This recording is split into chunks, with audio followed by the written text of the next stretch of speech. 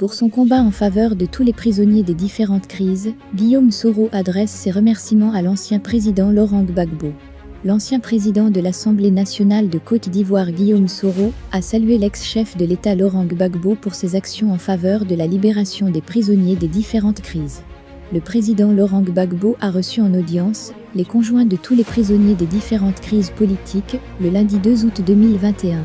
Parmi les hôtes du fondateur du Front populaire ivoirien, FPI, il y avait les épouses des prisonniers pro-Soro. Un acte salué par Guillaume Soro. Le président Laurent Gbagbo a reçu en audience les conjointes de tous les prisonniers des différentes crises, sans distinction d'opinion politique. Au nombre de celles-ci figuraient celles des détenus de Génération et Peuple Solidaire, GPS.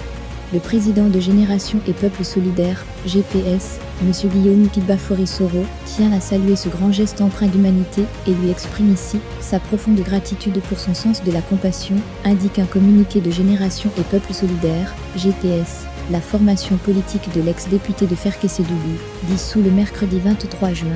Poursuivant, le président de GPS a révélé qu'il est en contact avec Laurent Gbagbo, son ancien rival. Selon l'ancien homme fort de Bouaké, le pardon et la réconciliation nationale sont les sujets qu'ils évoquent lors de leurs échanges téléphoniques. Condamné à la prison à perpétuité, le mercredi 23 juin pour tentative d'atteinte contre l'autorité de l'accent aigu TAT, ainsi que de diffusion et publication de nouvelles fausses jetant le discrédit sur les institutions et leur fonctionnement, ayant entraîné une atteinte au moral des populations, l'ex-patron des forces nouvelles, rébellion, exil en Europe a aujourd'hui du mal à exister sur l'échiquier politique ivoirien. Les ex-accusés de la crise ivoirienne survenue lors de l'élection présidentielle de 2010 sont de plus en plus blanchis. Laurent Gbagbo et Charles Blé Goudé, qui ont été acquittés définitivement depuis le 31 mars de cette année, profitent actuellement chacun de son côté de leur liberté.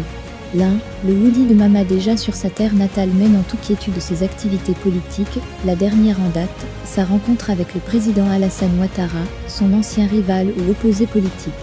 L'autre Gbapé vient de finir en France une grande tournée dite de remerciements à tous les corps sociopolitiques et communautaires qui les ont soutenus durant leur incarcération à la prison de Chevenaghan. Il n'attend que son heure de retour en Côte d'Ivoire par la délivrance de son passeport. Rappelons que Charles Blé Goudé et son référent politique Laurent Gbagbo n'étaient pas les seuls accusés de la crise post-électorale même s'ils étaient les seuls à avoir été transférés à la Cour pénale internationale. La personne qui devrait normalement les y rejoindre n'est autre que l'ex-première dame Simone Gbagbo, aussi appelée la Dame de Fer. Les poursuites contre cette femme étaient bien évidentes, car c'est aux yeux du monde qu'elles étaient brandies. L'ex-première dame, attendant son mandat d'arrêt de la CPI, avait été condamnée à 20 ans de prison par la justice ivoirienne mais amnistiée, avant même son incarcération, par le président de la République Alassane Ouattara. Libre de ses actions en Côte d'Ivoire sur le terrain sociopolitique, Simone Gbagbo, vice-présidente du Front populaire ivoirien, FPI, a vu son mari rentrer dans son pays le 17 juin dernier dans la liesse populaire, et une joie immense de ses adeptes.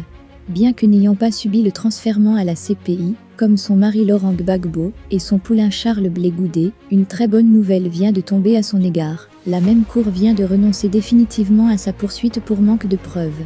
Quand l'AE relaxe les ex-ministres et présidents au bonheur de leur famille biologique et politique, elle innocente ceux-là même qui avaient peu de chances de revenir au pays.